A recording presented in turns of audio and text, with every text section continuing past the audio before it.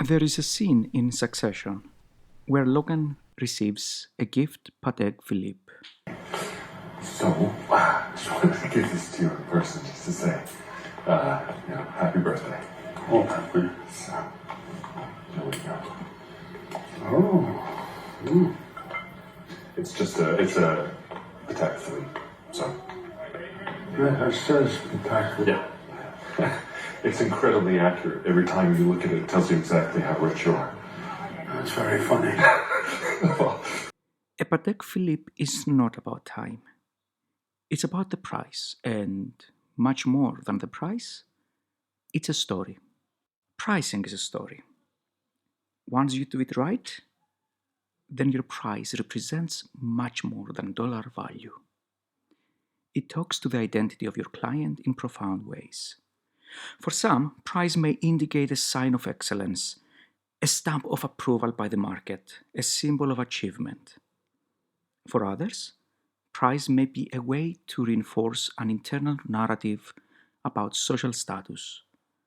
For others, price may simply be a number that gives them access to a wonderful world of possibility, an in-group of like-minded people, a place full of opportunity to build up to their ideal perceived self.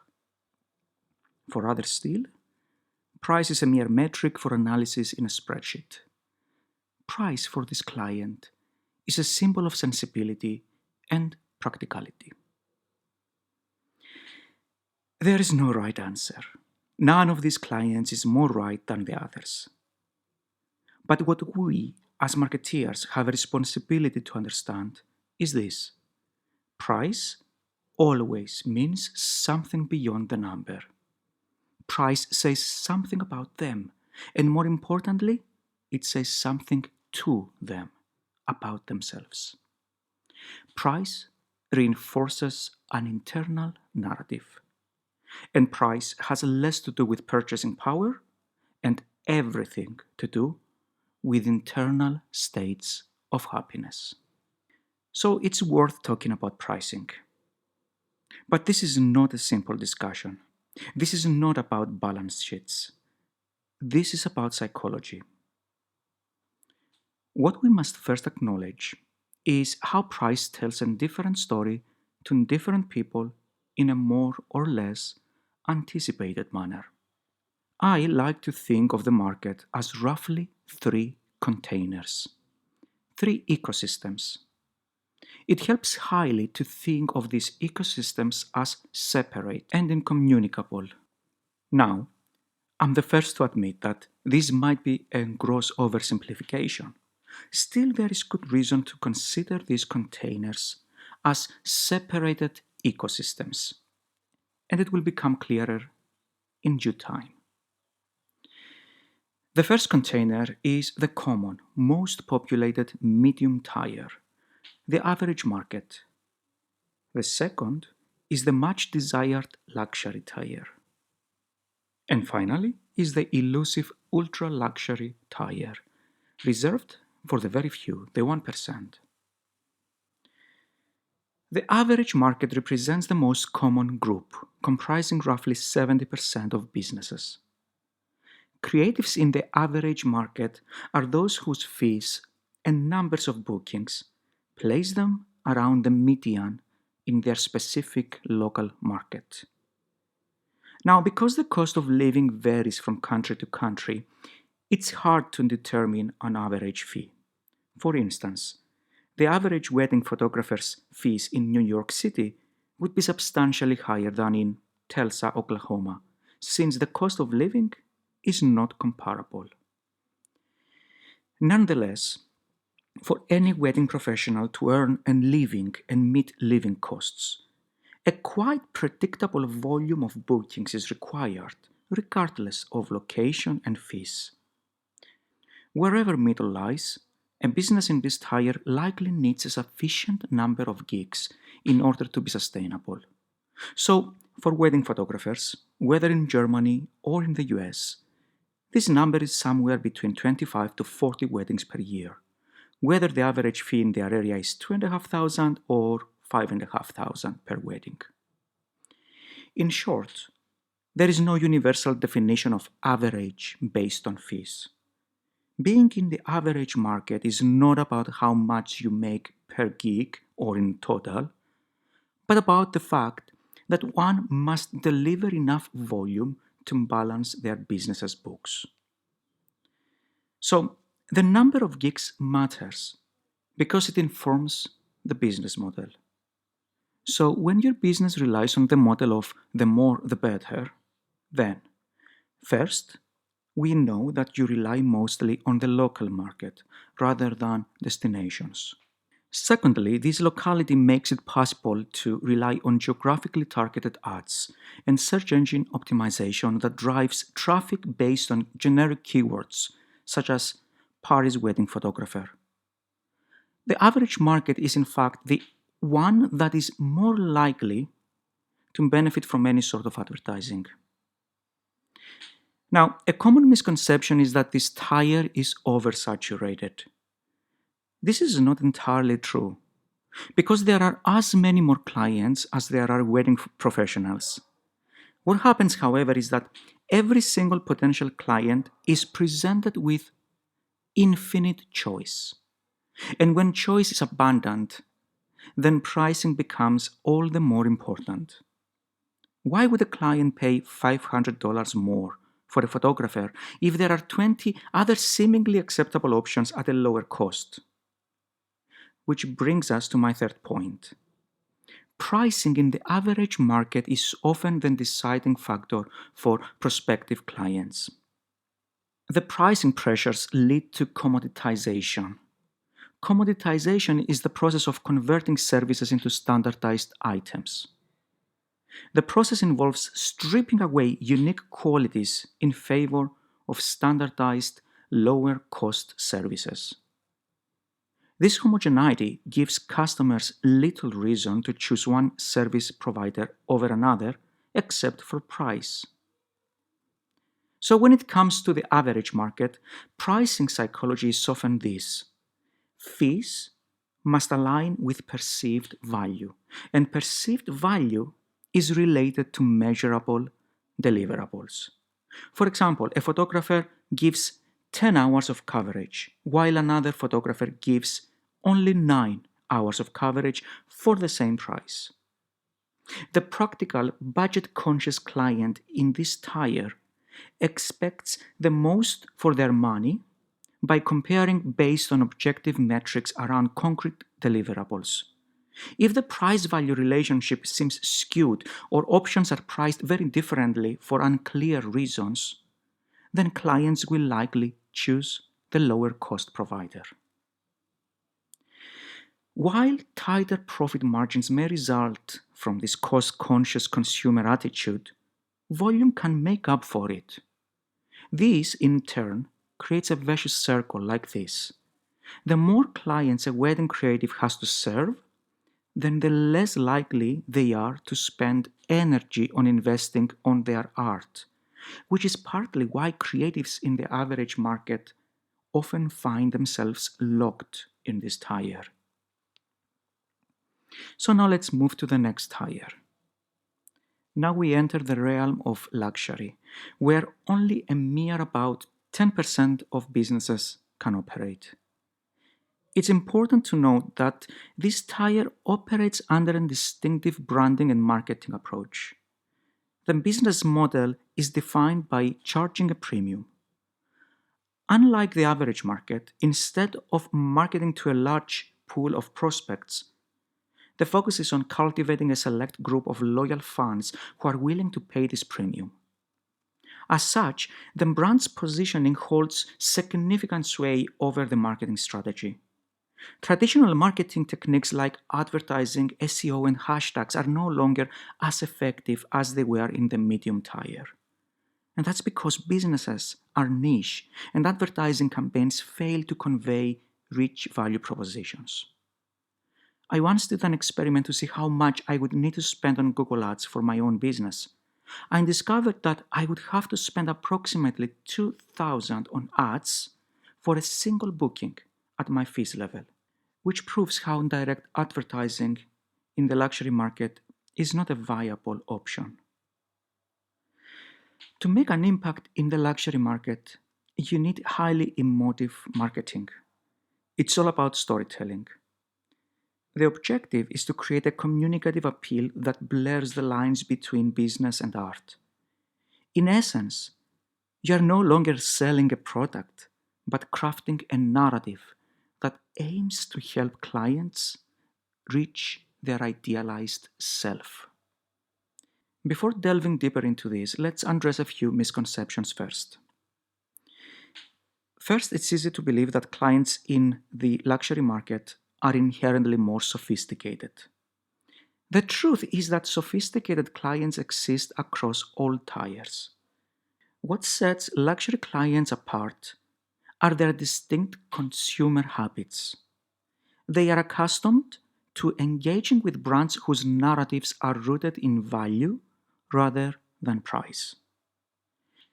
The next common misconception is thinking that the only difference between the luxury and the average consumer is spending power. The true difference lies in the way luxury clients invest their money.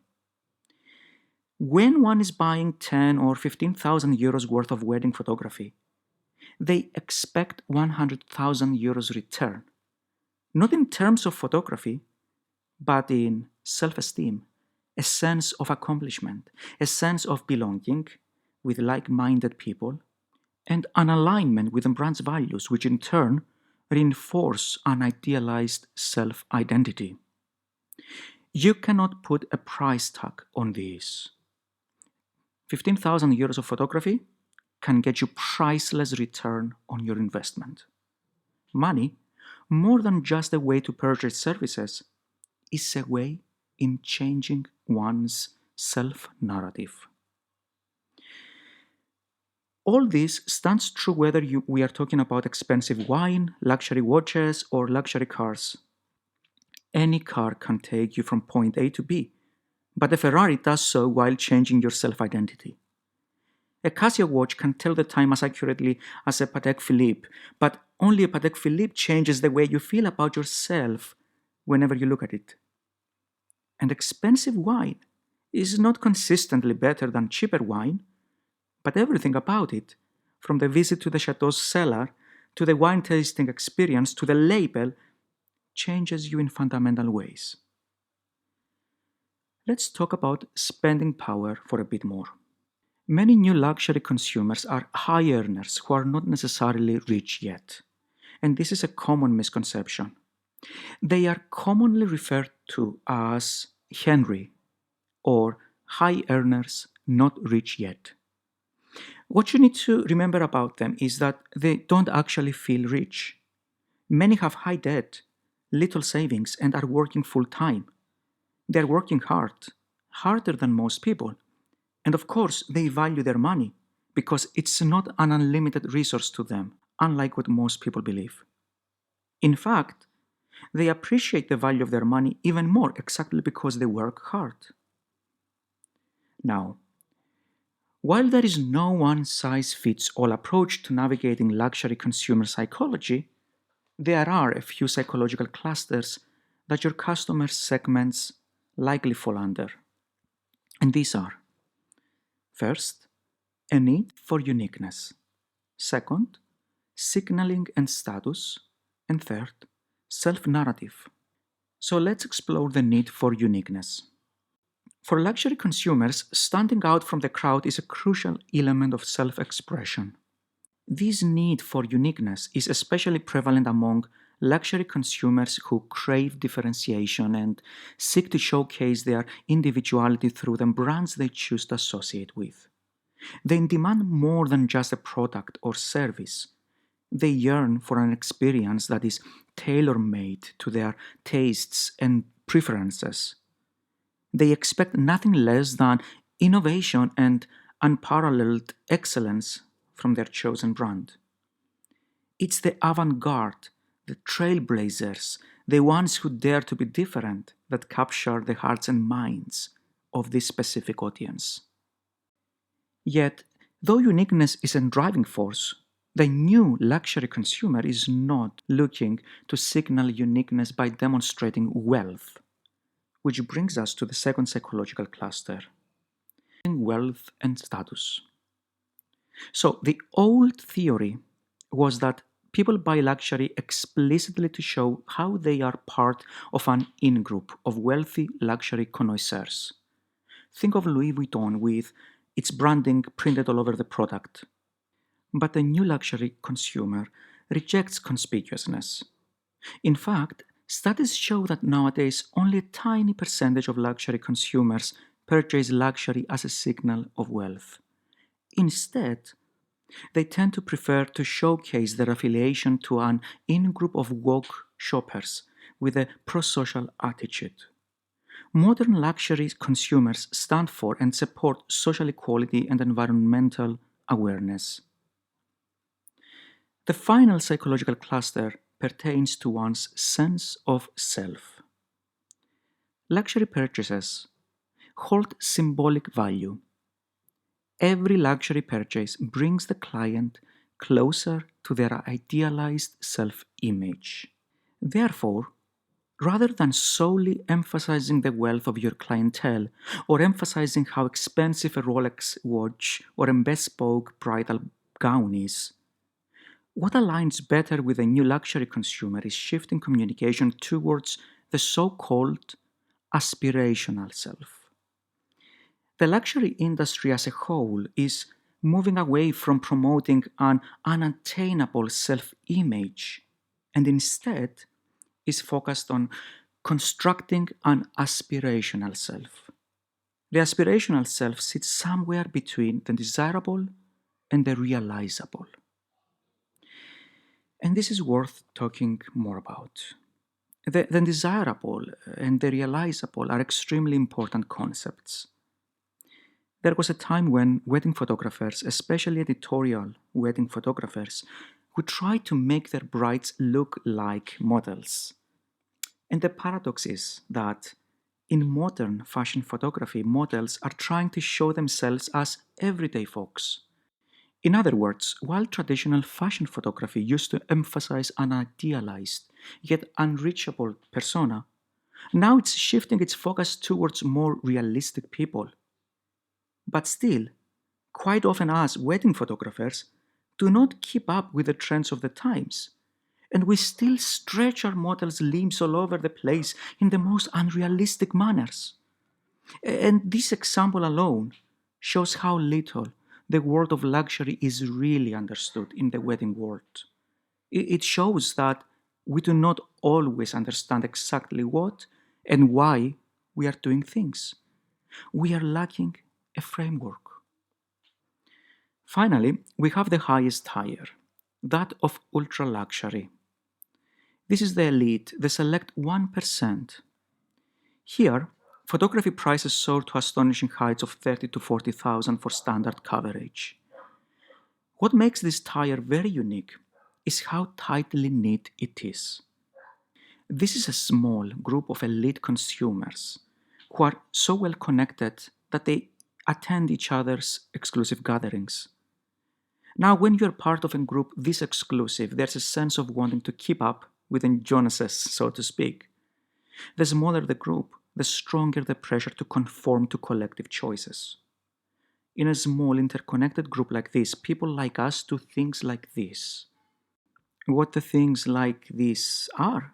Well, we hire our photographer from a small, tiny pool, which is exactly what makes this tire so difficult to penetrate. Now, let's move to the next and most burning question. You want to shift from the average market to the luxury market. How does anybody do this? Let me use an analogy. Imagine the average market as a cruise ship. The cruise ship is reliable, steady, and comfortable. But if you want to go faster, you can't just ask the cruise ship to accelerate because it's not built for speed. If you want to reach your destination quicker, then you need to jump onto a speedboat. In our analogy, the speedboat is the luxury tire. Here is where things get tricky. Speedboats are bumpy, and you feel every jolt of every wave. Even worse, You give up the buffet, the comfy suite, and the pool. But, and this is the kicker, you go faster. Changing tires is not a linear process, just like transitioning from the cruise ship to the speedboat is not as straightforward as it sounds. Anyone who has ever done this understands. It often involves keeping the speedboat in place by holding it with ropes. Then you have to time when you step in exactly when the waves make it less bumpy. And it helps if someone is giving you a helping hand. The transition is often nauseating as you're moving from a stable platform onto a bumping dinghy. You cannot just keep one leg on the cruise ship and the other on the speedboat. You either jump or you don't. In other words, there is a quantum leap. You can't keep one foot in the average market and the other in the luxury market. You can't play it safe. You cannot serve both masters. Because your brand will suffer from a dichotomy, a split personality.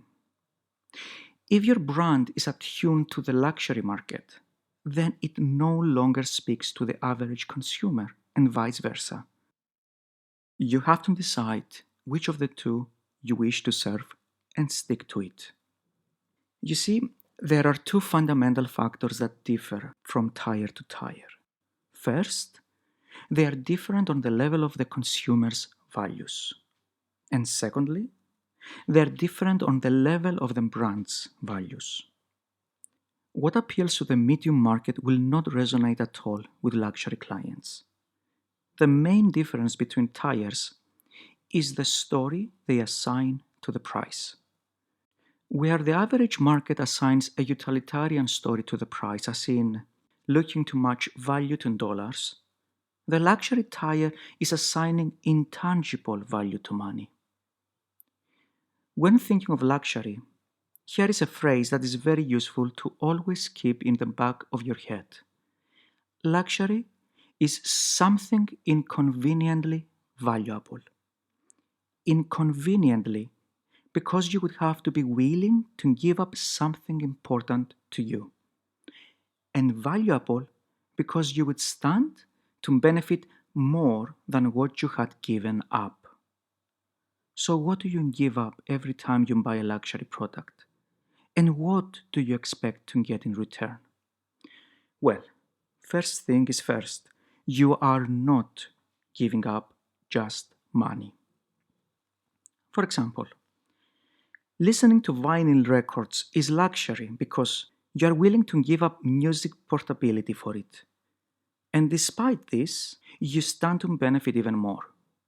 The priceless experience of collecting, preserving, and interacting with the closest physical thing to the artist herself. When corsets first came out, women refused to give them up despite doctors warning that they might deform their ribs. Corsets, you see, were luxury because for those who valued the hourglass shape, far outweighed the long-term health risks. Someone always has to give up something for a luxury service. In the world of luxury, relinquishing money isn't the paramount sacrifice that consumers make. Rather, they surrender control by entrusting you to conjure up something truly extraordinary. By doing so, they stand to gain much more than they gave up. They expect the sheer delight of exquisite photographs and a truly exceptional experience. The luxury market is therefore less about pricing and more about the yearning to be delighted and surprised. And isn't this what art is all about? Therefore, if you want to enter the luxury market, then your mindset has to shift. And this has to be reflected in your marketing as well.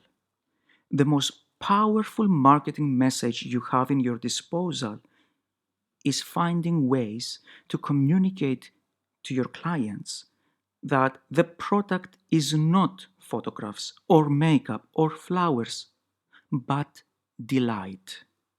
What is this delight? It's a connection to a meaningful experience, the humanity of being seen and acknowledged, the disruptive creativity of creating something they did not even imagine possible, the opportunity to take them by the hand and bring them closer to their idealized self, making them feel remarkable, connecting them with higher values such as dignity, heritage, wellness. But the burning question remains: how do we leapfrog from one tire to the next? Unfortunately, there is no easy answer to this. What is certain, however, is that it has to be a process of mindset adjustment primarily. And though I cannot give you a roadmap, I can tell you what not to do.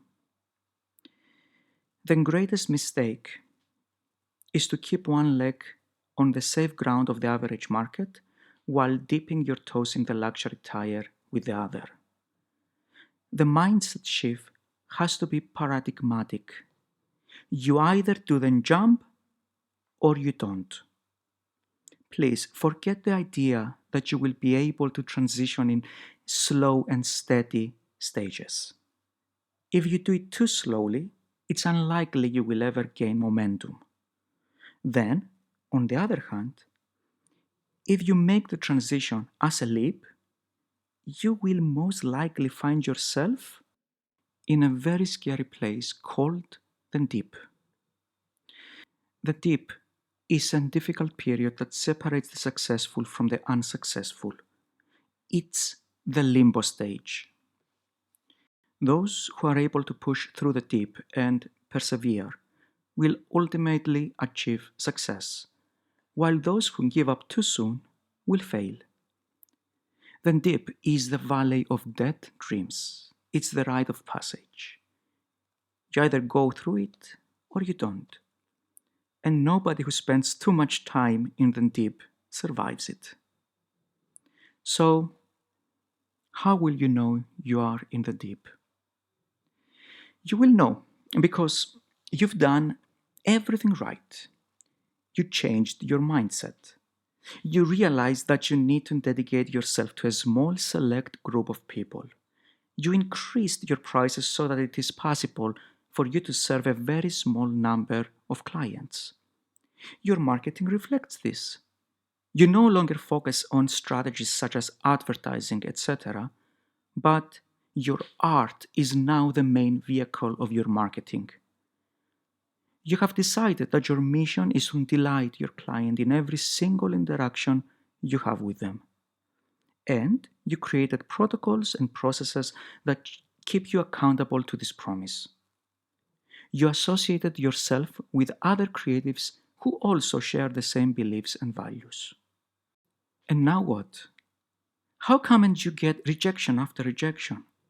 Why is it that most of your wedding inquiries are still coming from the average tire?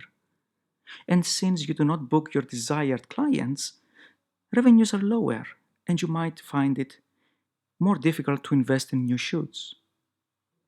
Well, there, now you know. Most likely, you're in the deep.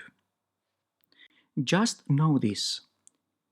If it's worth doing, there is probably a deep. Professional swimming has a deep. The difference between a mediocre swimmer and a champion isn't inborn talent. It's the ability to push through the moments where it's just easier to quit. The deep creates scarcity, and scarcity creates value. The deep is the natural law of selection that keeps the luxury tire self-contained, and it's also why the number of luxury photographers or luxury planners, etc., remains over time a consistent 10% or so. Because most people will quit in the deep. But you should know, extraordinary benefits accrue to the tiny minority of people who are able to push just a tiny bit longer than most. Like I always say, if everybody can do it, then most likely it's the wrong thing to do. I think This is a valuable lesson to remember. Know that even if you do everything right, even if you apply all the advice in the world, even if your art is excellent and your branding is top notch, you will still have to go through the dip. If you're prepared for it, it might be you the one who does not quit on the 25th mile of the marathon, the one who makes it to the finish line. If all this sounds depressingly hopeless, you need to know that once you go through the dip, the struggle becomes exponentially easier. Winners always win big because the marketplace loves a winner. Once you go through the dip, there is so much hope. I'll be leaving you with this message, and I know this might feel that I've left you with not much advice. The truth is this: there is no roadmap. If there was one, then everybody would be able to do it. And no matter what you might have been told, not everybody can, will, or should become a luxury vendor. If it were easy, it wouldn't be called luxury anymore. Still, I hope that by you knowing the unique psychology of the luxury market, you will understand better what you should be prioritizing. That the greatest marketing asset you own is your art itself and its ability to surprise and delight. That your product is not photographs, but holding your client by the hand and leading them closer to their idealized self. That clients invest a premium but expect 1,000% return of their investment in intangible value. And that even if you do everything right, you will still have to go through the dip. I've gone through the dip, and it was one of the most psychologically draining periods of my life. If I could do it, then so can you. It's your rite of passage. And if this is something you really, truly want to do, then I hope I will see you on this side of the dip.